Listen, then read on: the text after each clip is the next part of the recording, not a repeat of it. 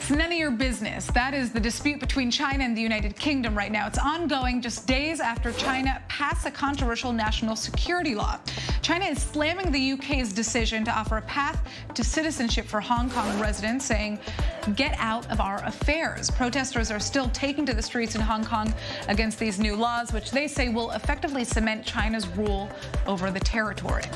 And we have our UK correspondent, Naomi Choi-Smith, joining us to break down this story. So, Naomi, China is saying or accusing the UK of violating international law by offering British citizenship to Hong Kong residents. Is that the case?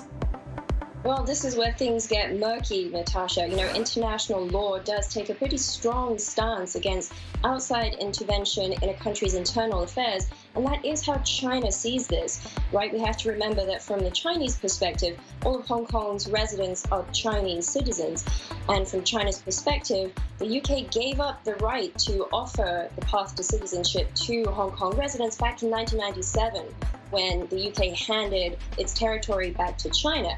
Now, from the UK perspective, it's a different matter entirely.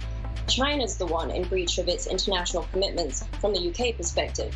They're saying that Hong Kong should have been allowed a certain degree of autonomy under the joint declaration that was signed when it was handed back in 1997. It says China violated all of those commitments. Right. So now the UK, on the other hand, is saying that this new national security law is a threat to the freedom of people in Hong Kong, and that giving British citizenship to those eligible for it could actually save them from imprisonment, right? Yeah, that's right. And this new security law is quite a sweeping one. Under this new law, for example, anyone who violates it can face up to life in prison.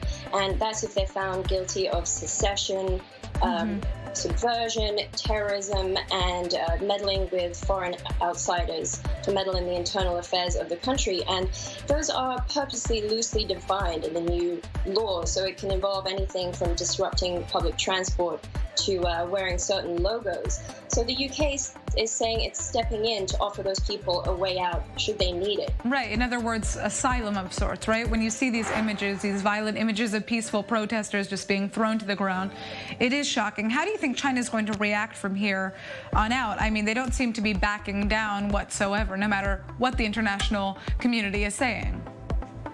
Definitely not, Natasha. And in fact, they have said they haven't said how they will retaliate, but it could be one of a few different ways. It could be financial, for example. China is one of the UK's biggest export markets, so China could slap tariffs on British goods, or it could flat out just block Hong Kongers from traveling to the UK to participate in this scheme.